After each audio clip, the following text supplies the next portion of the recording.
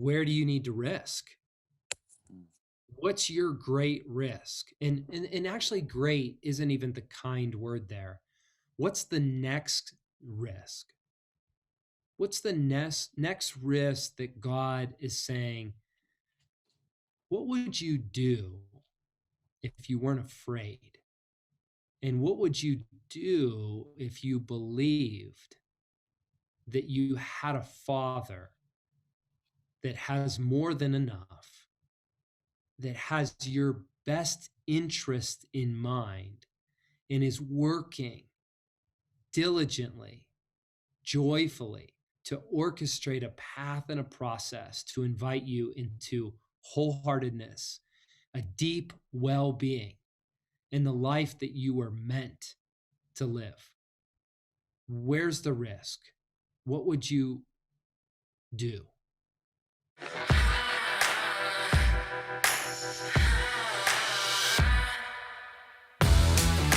Welcome to the EQ for Entrepreneurs podcast. Like most business owners, you already know you need good business and marketing strategies to scale and be profitable. But at some point, you've hit the dreaded wall where you feel stuck and frustrated. EQ for Entrepreneurs is for business owners and leaders who are honest enough to admit that they just might be the ones holding their business back and are brave enough to change that. We're Noble and Kathy, and every week we're having candid conversations about all things emotional intelligence and how growing that has allowed us to get out of our own way and is radically transforming both our businesses and our personal lives. This is the secret sauce strategy for modern entrepreneurs who are tired of hustling without seeing results and want to grow a business and a life that they love.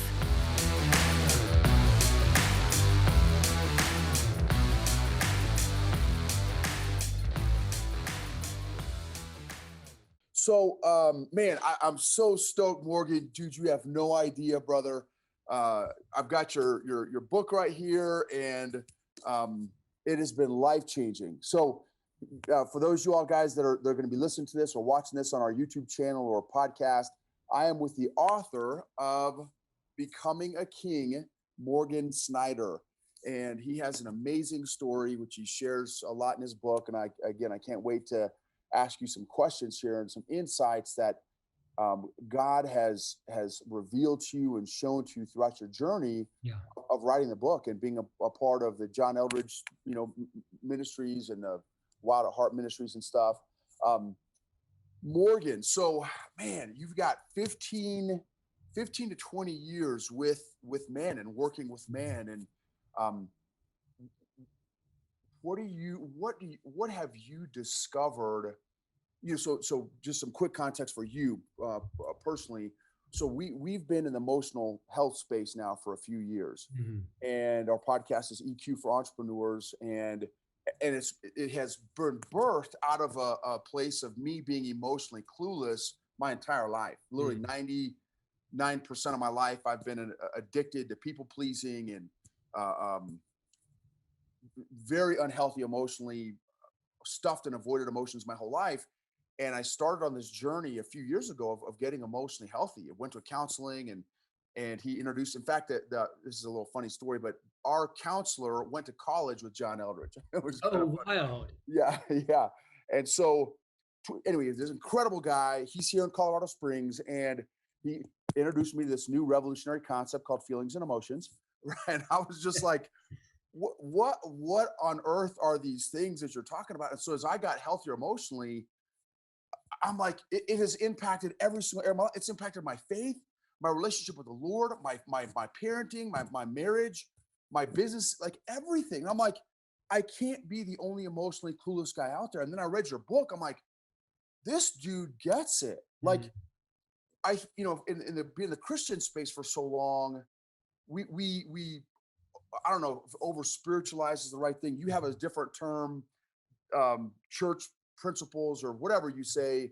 And I'm like, yeah, like it's more than that. So many men are walking around emotionally dysfunctional and emotionally unhealthy. And so I read your book, and you're talking about wholehearted and being, that is what God desires for us, is wholeheartedness. And then the poser and the fig leaf. I'm like, I am like, have PhD in posing and fig leaves. I am the master fig leaf guy, right? So, As do we all. As do we all. so what have you learned in your journey, Morgan? What has like how do men and obviously women too, but like the how do we become wholehearted in a sea of dysfunction, in a culture of dysfunction? How does that wholeheartedness journey begin? How? Yeah, it's a big question. It's a big question. I think in some ways, Noble, you're living it, right? You will know it by its fruit, right? Like you will know it by its fruit. There's that great Budweiser commercial from years ago at the Super Bowl where all these guys are doing these funky things, where one guy's rubbing his buddy's head, at the moment of the field goal kick to win the game, and three other guys are dressed up with their shirts off. They're in green and yellow with cheese wedges on their head, and they kick the winning kick, right? And then Budweiser, it just has this great line, and it says, "It's only weird if it doesn't work." And you go, right? Like the brilliance of these football superstitions, but there's something really wise in that. Of we will know it by its fruit. That's what Jesus says, and that's where we separate religious practices from real life transformation. In other words, there's always a counterfeit of every good thing. And so you have to look at your life and look at your parenting, look at your marriage, look at your close friendships, look at the fruit of your work, not just in success or failure, but in impact on restoring, bringing goodness, healing, partnering with God to rule and reign. And if the fruit is good, you're getting closer and closer to the path of life. It's always a narrow road.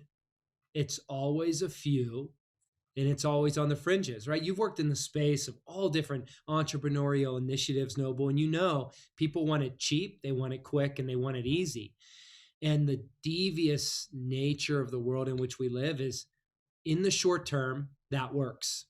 For a while, you can take shortcuts, particularly as a man.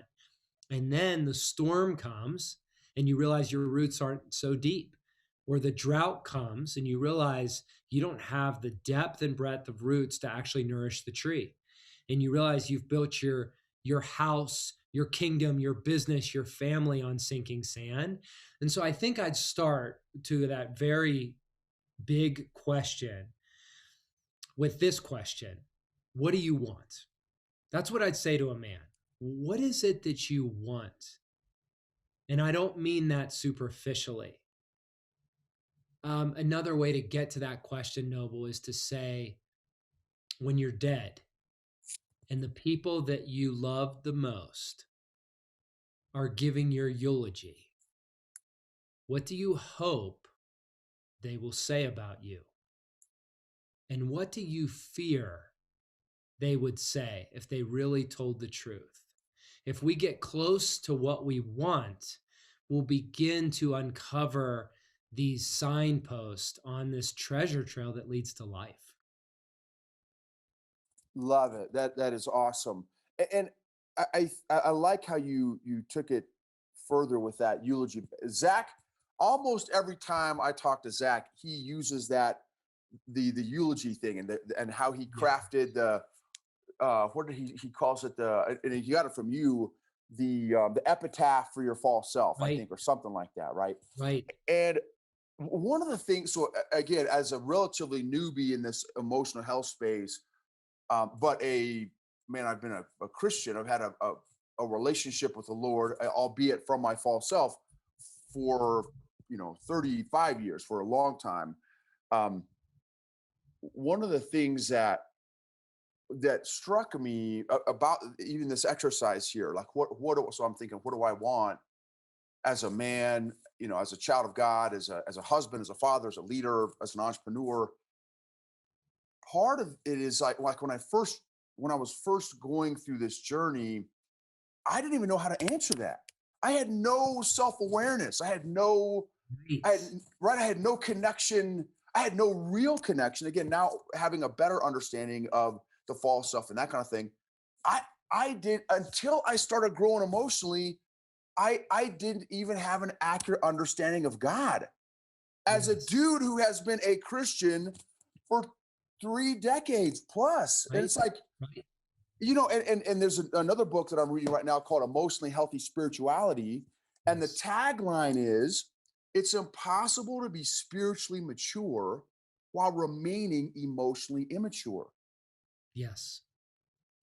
Well, what you're naming, Noble, is what we often find in masculinity is you find men in men's roles. But in fact, when you look just under the hood, much of what's in the man is still a boy. And so you probably saw this in the military, right? You see this bravado, and the heart is true. Men sign up for the military because we're warriors and we're meant to fight for something noble.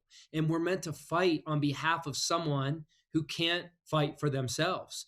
And yet, that doesn't solve the quest for masculine initiation. What happens is there are uninitiated parts of the boy on the inside. And so that boy finds himself in a man's world, and he has to fake it. He has to self protect. He has to arrange to make life work where he doesn't feel death.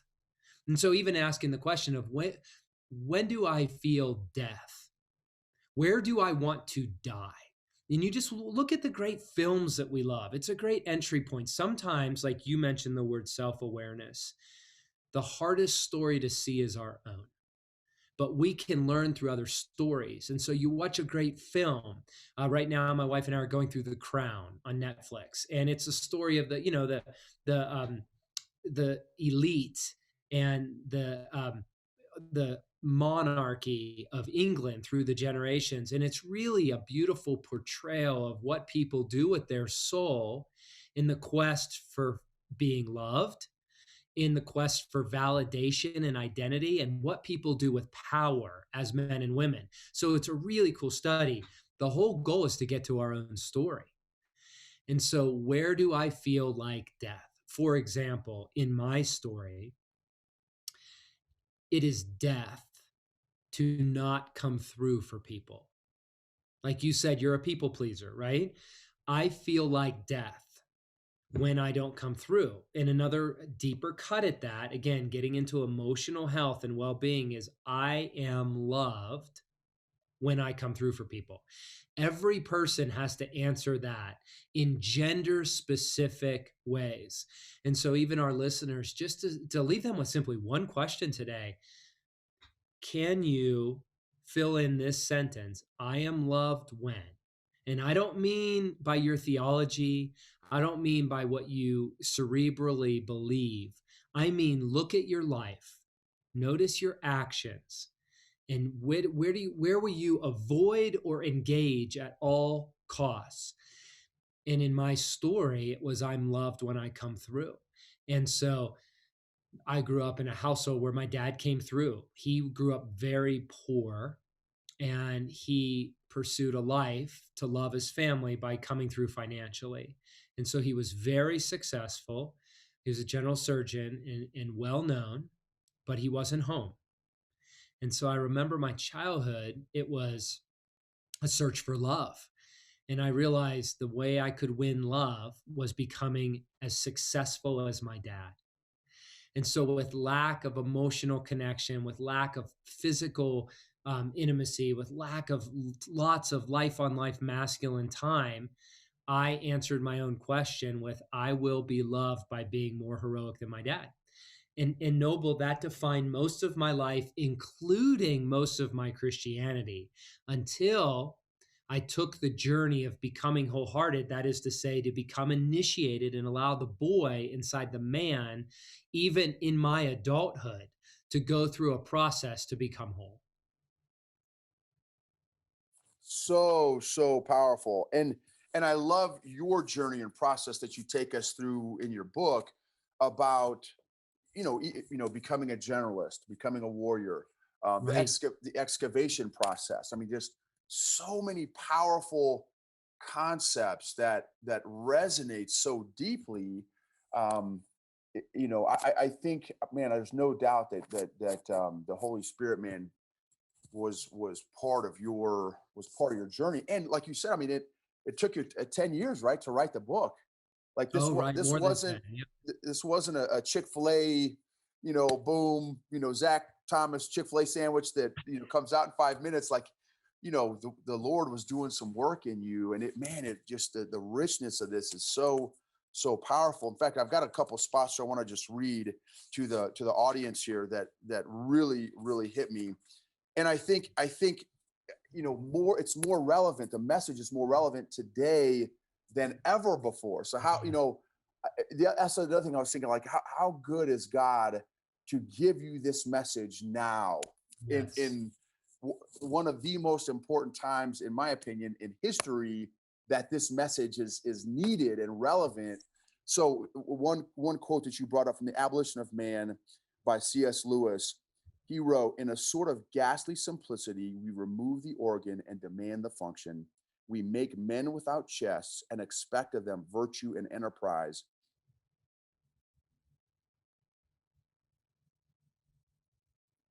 We laugh at honor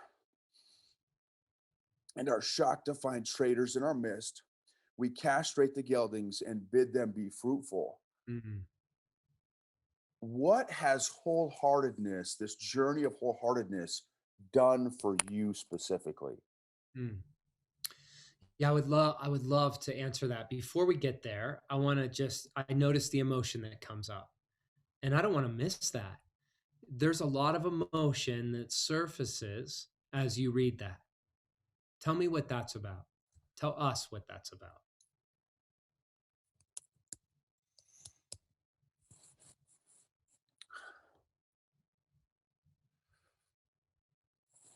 So I wrote in the cover of the book, 2 pages in to your book, to have pursued a relationship with God with my eyes closed. So thinking that I have a semi understanding of the creator that I have studied from a false, unhealthy place, and to think that in the context of that relationship, that I don't have for most of my life, I haven't had an understanding of who I am either. So I have a false understanding of the creator, no understanding of the created. And now, jumping into your message,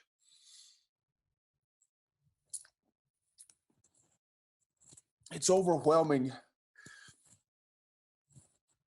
to think that I could begin to have a more accurate understanding of the creator and the created. It's overwhelming. Uh, it's overwhelming. So that's I think maybe where it's coming from. Yeah, I just so appreciate your vulnerability. It's so much easier to fake it. It's so much easier to minimize it. Noble, you're going after the gold, and you're inviting us to do that as well. I want to combine a couple words. So you use the word overwhelmed, and and then this word wholehearted. And I think what I want to name is, if we were to back up in all of that, so much of masculine initiation is a process of unlearning. It's a process of unlearning. Mike Mason said, and I unpack this in the book, that the heart of a man is like a densely populated city. You just think of like an urban center, downtown LA. Nothing can be built in its center without something else being torn down. We are very sophisticated in arranging for a life without God. We have developed that persona, that ego, that false self. And it's just and often it's in masculine bravado. That's where you get toxic masculinity, right? It's a false caricature that has nothing to do with the real thing. It's actually a fruit of fear and shame. And when we risk vulnerability to say, perhaps we have learned the Father not as he is, right? George MacDonald says it's better to not have known him than to have learned him wrong. And so much of true initiation is a process of dismantling. Like you said, first becoming aware, asking questions to people that we love. What's my impact? What am I like? What's it like to be with me? And then we become aware. And after that point, we begin dismantling, excavating, tearing down in order that we might learn who the Father truly is. And with that overwhelmed, what I want to name is the truth of the gospel. We are being pursued, that our Father is at work, that actually it's not up to us. And that is the most foreign concept to speak to the heart of men, right? We live under a pressure. Make it happen. It's up to me, and I'm behind. You introduce me to a man who doesn't believe that I need to make it happen. It's up to me, and I am behind. Fill in the blank with whatever it is we are contending with. But as we allow that false view of reality to be dismantled, what we discover is we are being pursued. Psalm 23, it ends with, we are the chased after ones. That's one of my favorite names for God, that he is the one who chases after me. Whatever else is going on today, he's running towards me with affection, with generosity to heal my scarcity, with courage to heal my fear, with friendship to heal my isolation, with celebration to heal my shame. It's up to him. It's not up to us. And actually, that's where masculinity gets set free, Noble, is that it's actually strength through dependency. It's like, a lot of the military, we live in a military town, right? And our town is filled with young guys driving really sweet rigs. They're either sweet trucks or sweet sports cars. No guy joins the military and goes and buys a Hyundai, right? It just doesn't happen. Like they want to buy a sexy vehicle, and it would be like having that vehicle and never putting gasoline in the engine and being like, I have this sick Camaro, but I drove it for like a week and now it's parked on the side of the road. I don't know what to do with it. Like, well, it's because it's designed to run on a certain fuel. It doesn't mean that it's not a stunning piece of machinery. It's a machine that's designed to be dependent on a certain type of fuel. And the heart of a man was meant to run on the fuel of God and his kingdom, not just a transaction, but an actual relationship that's ongoing, that becomes this reservoir of fuel within us. And so actually true masculinity is strength through dependency, and that only comes through becoming a son. That's massive. And as God would have it,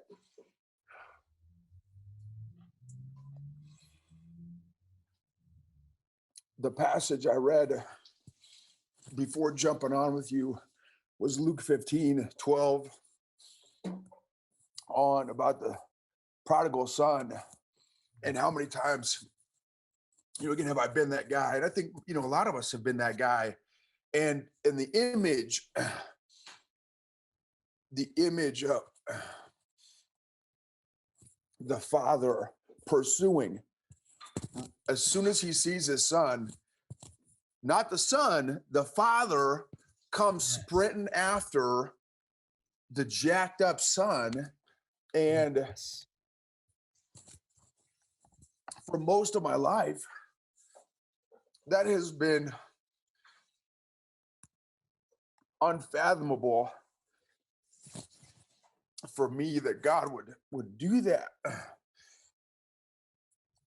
That as many times as I have failed in my fig leaves and my how many times, like Peter denied him 3 times, I've probably done it 3 million times, and that he would still pursue me. The thought that my Father, my Creator, would still pursue me in my Yes. imperfection, in my unwholeness, and all that is for and for many years, again, how the perversion of of of my ability to pervert scripture and truth. um I would run away. I would run away from it. Sure. It was too much for me. Of and course.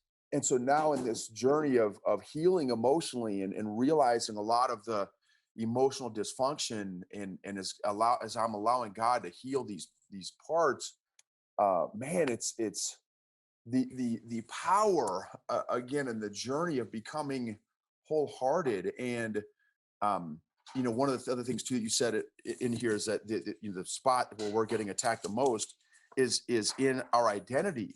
And Yes. we cannot you say here, page 56, we cannot live beyond our identity. Actions reveal beliefs 100% of the time. um and if the enemy can remove our identity, and again, look at the gender. Like, I listened to your podcast with John Eldridge last night, your most recent one, episode 78. How again, unsurprisingly, where is society and culture attacking?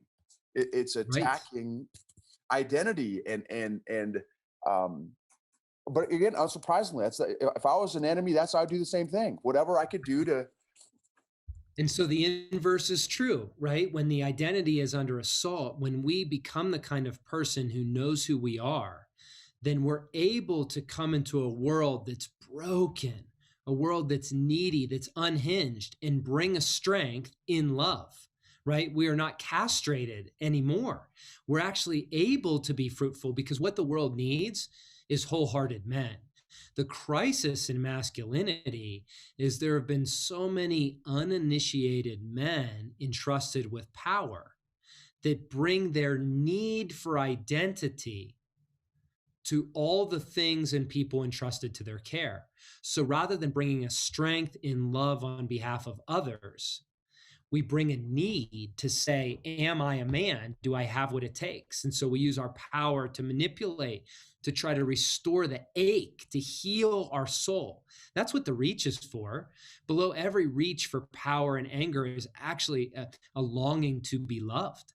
And so that's what's so exciting about this topic. And Noble, I think to get to the uber practical, like for men, we got to get practical, right? So today, after this call, I'm going to meet with my accountant. I have to work through my taxes. And for years, I did it myself as a young man, part of my initiation as a generalist, TurboTax. But it got to the point where it got more complicated than I felt like I had the skill set for. So I found an accountant and asked him to father me. I didn't say father me, but in my heart, I'm saying, God, I need to grow in a sort of fierce mastery of my finances. So stepping into those meetings a decade ago, what I would feel is scared. If I was just honest, because the message to me is you're blowing it. How much you have is not enough. You're not coming through for your family. You could have done it better. You're not a good man. So, and this is all subconscious, right? All it ends up is me just overeating, over drinking, it looking to feel good because inside I feel shame, I feel fear. I'm not a real man. It's all about identity. Now, fast forward today, I'm going into it feeling that same temptation, right? There's a voice, but now it's external and it says, you don't have enough. And I look at that voice and I say, I know who you are. You're the enemy of my Father. And I turned to my father and said, Father, what's true? What's true? I did it this morning. And he said, Son, you are on time. And Noble, just to hear the words of my father at 45, I'm on time. And then he says, I got this. And then he says, we got this. And then he reminded me of a word that he spoke years ago. I mean, it had to have been 24 years ago, where I asked him, like, does he have any like life verse for me or any counsel, any specifics? I was trying to practice an intimate conversation with God. And he gave me the verse from Proverbs that says, you will neither have riches nor poverty, but you will only have daily bread. And I remember thinking, that's crappy. I'd like a little more than daily bread, like a bonus bread, like, and again, it was out of scarcity, right? But he gave a young boy becoming a man a promise that I will always give you what you need. And as I've matured in sonship, I've landed in Psalm 23, where bread is actually a feast. He prepares a feast before my enemies. The table overflows. I actually am without lack when I'm a son. I am without lack. I have more than enough because every need is always covered. And so I've been praying, give us this day my daily lobster tail. Because like that's a better visual, right? Lobster tails are only for special occasions. And as a child, we went out for like seafood for lobster like twice. And I remember thinking like, this is extraordinary, right? That's my father. And so now I'll step into this accounting meeting, knowing there's places I need to grow, knowing there's mistakes I made, knowing that it's a process, knowing that I'm a son. God's got me. He's proud of me, knowing who I am. And so just in those micro moments of our everyday life, that's where everything is transformed when we practice becoming a son. So powerful. I love that. As an entrepreneur for most of my life, and for 24 years being an entrepreneur, coming from an emotionally needy, emotionally unhealthy, people-pleasing, addictive place, my whole career as an entrepreneur has been hustle and grind and please, which I was not aware of, but hustle and grind because it's not enough and it's more and all this stuff. And I never realized until I started to become emotionally healthy and spiritually healthy, how exhausting that place is. It's a treadmill. It's the hamster wheel. And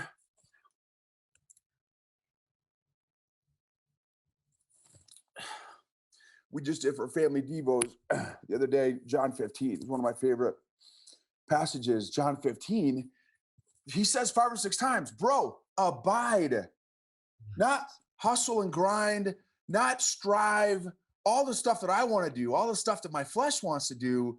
He says, bro, abide. And then 2 Corinthians 9:10 through the rest of the chapter, my God shall supply all your needs according to his glorious riches. And now God has us in a place where last year we cut 90 grand of our income. We cut it. We cut 90 grand, which is, we're not ballers by any stretch. So to cut 90 grand from our income was a significant chunk of change. And the whole time, so then he tells us for the month of December, I just want you to chill the month of December. Okay, God, I know you're coming in broken and stupid because I know you didn't just tell me to chill. An entrepreneur, 20 some years, you want me to chill the month after we just cut 90 grand from our income? You want me to chill? Bro, what he said, I got this, man. Are you kidding? I got this. And what he was doing, he's like, just trust, man. Trust and abide.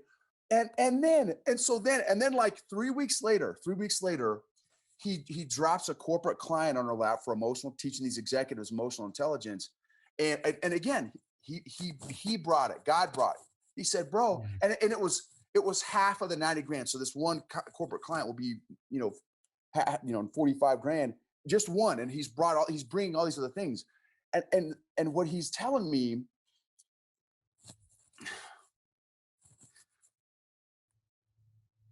is just abide and trust. Yes. And I'm enough. I am. God is, right? God is, I'm enough for you. I am enough for you and I've never lived my life without striving and just in a place of being and a lot, and you say this in your book, allowing myself to be fathered, Yes. dude, that's not easy. Uh, but it's such a blessing to finally, in the third quarter of my life, to get to this place where I'm starting Yes. to learn and understand what being a son and being fathered is all about. And I just want to thank you for, again, no words, bro. It's,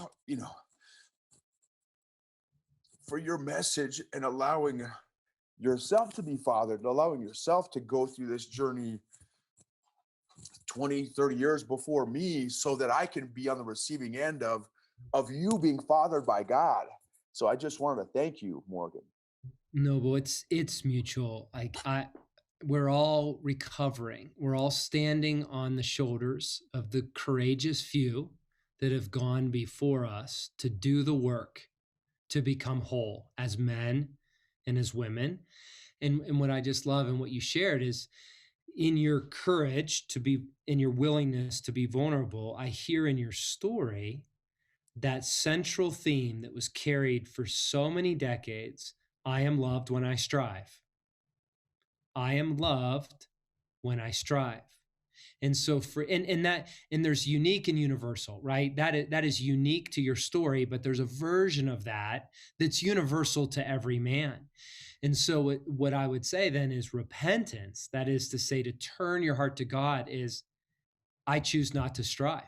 And so for you to become the kind of person in December, after dropping 90K and needing to kill it to finish a year, and to be able to hear, I got this, and then respond, okay, God, I'm going to risk it all. Like, I'm going to choose to live in a way where you have to show up. And if you don't, I'm host, right? And you did, and you look at the fruit, and just the beauty of the example of that one contract that covers half. Like, you could have strived and come up with 5 to 10 small hustles that would have covered the nut. And technically you would have made it happen and beat it. And you would have said, God's faithful. But in your heart, you're on the hamster wheel. You're on the treadmill. And what your life is communicating, especially to those that you love the most, is when we strive, it makes God happy. And instead, you're growing, you're maturing, you're healing, and in your kingdom, in the realm entrusted to your care, you're increasingly communicating the message, God's got this. And when we abide, the gates of heaven open and give us the full inheritance. Galatians says the full inheritance of Jesus Christ is made available to us as equal heirs. The whole thing, not scraps, right? The chosen seat at the right hand of our Father, but we don't know till we risk it. And so for our listeners, I think what I simply want to ask is, where do you need to risk? What's your great risk? And actually, great isn't even the kind word there. What's the next risk? What's the next risk that God is saying, what would you do if you weren't afraid? And what would you do if you believed that you had a Father that has more than enough, that has your best interest in mind, and is working diligently, joyfully to orchestrate a path and a process to invite you into wholeheartedness, a deep well-being, in the life that you were meant to live? Where's the risk? What would you do? Because the beauty of that, Noble, is we take the risk and we either find that God is who he says he is, or he's an imposter and we find another God, right? If it's a counterfeit, we need to know that. You need to bet it all on something, right? Because like it or not, we all have a worldview. We all have an operating system of beliefs. And so much of masculine initiation is become aware of it and test it. And the truth can be tested and over time be found to be reliable. And that's very, very hopeful. 100%. That's exactly right. One of the things that I had said when I first started reading your book was, because I was very emotional, was very intense experience starting this journey. And I'm like, God, I know that you can handle all my emotions, all my anger, all my, 4 decades of me stuffing and avoiding and not knowing you. And what's at the end of this journey with you, God? Like, I don't know. I have no idea. But I said, I know you can handle it. Like, you know what I mean? Like, I love what you said, that the truth can be tested and will prove itself every time. Right. And uh, Reliable. and be held. That's exactly right. That's exactly right. I love that. Okay. So Morgan, just wrapping up here. What resources, so how do we follow you? How do we find your resources? And any final advice to folks wanting to either begin or continue their journey of wholeheartedness? Yeah, obviously there's so much more. We're just scratching the surface, right? This is a way of life and a way of living. The best things in life take time, and I came into this with profound pain and deep passion over 2 decades ago, and becoming a king is simply the fruit of 2 decades of doing the work, of becoming an apprentice, becoming a student, becoming a warrior, becoming a son, and over time becoming the kind of man in whom God can joyfully entrust more and more of the care of creation. And so there's a whole world, there's blogs and podcasts, all of that you can find at becomingaking.com. And so what I would invite the listeners, two things. I put together a video series and a study guide as part of the book because I wanted to have a process. The book is an invitation to a path and a process, and it takes time. And so my hope was the videos would be just a super low bar, jump in, take a taste. And then the study guide is opportunity individually or with a group to dive deep and do the excavation, the kind of work you've been doing, Noble, over these last years. And so there's a hidden page on the website that is /launch team, becomingaking.com /launch team. And you can get all that for free. And I just feel moved in my heart to share that with you and your tribe because God's heart is one of generosity. And I think part of communicating this podcast is like, it isn't scarcity, it's generosity. So take it and run with it, receive it, enjoy it, try it on, and connect with others over it. But if I could leave one kind of final piece of counsel, my life dramatically changed over a decade ago when I truly became a son. It was well into my Christianity. So this is not salvation. This is coming home, the boy, to a father, to risk unlearning God the way I learned him and trust him as a loving father and begin to cultivate that relationship over time. And all of that is unpacked in the book and the video series. But I began this prayer that I pray every day, that when I wake up, no matter what else I do, the very first thing I do on every day, which is available to me every day, is I say in my soul, God, you are my father and I am your son. That's who I am. And I invite you to father me today. And then I pause and I ask, God, would you show me how you did it yesterday? And Noble, it's such a practical, small step. And so yesterday I sat down and realized, oh God, you were so faithful. I met with a group of leaders from Germany and we had this amazing call. We were praying together and they're praying in German and I don't speak German. And it was this holy moment of like-hearted men crossing cultures and going, God, you did that. And I picked up my daughter from volleyball and she was laughing and she was in a great mood and we were listening to music together. And like, that's not the norm. Okay. I have a teenager and she's a girl. It's complicated. but yesterday was this provision. So I get out of my bed, and in Noble, everything's changed because I know who I am, at least in part. And I'm remembering, at least in part, my Father provided yesterday. He was faithful. And that same Father is coming to lead me in this day. And I invite those listeners, just that one thing. If you would pray that prayer daily and practice it over a year, it will transform your life. And so if they want to find more, becomingaking.com. I'd love to connect.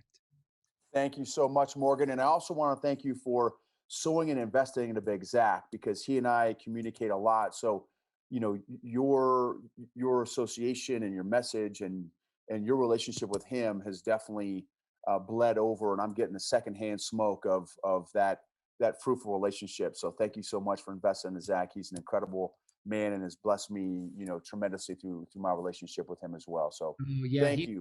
He's been a like-hearted ally, and I actually had him as a guest on Become Good Soil podcast, and featured him late last year. So yeah, on the Become Good Soil podcast, it's a heroic stories series, and you can find that episode with him.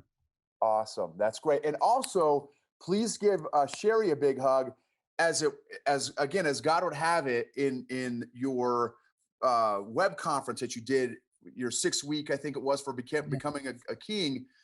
I ended up on one of the breakout rooms with Sherry, and I'm like, wait a second, what? Cool. This is the big chief. So it was so cool meeting her. Such a wonderful lady. Please give her a big hug for us. I will. Okay, bless you guys. Proud of what you're doing. We'll connect. Thanks, Morgan. Bye-bye. Okay. Yeah.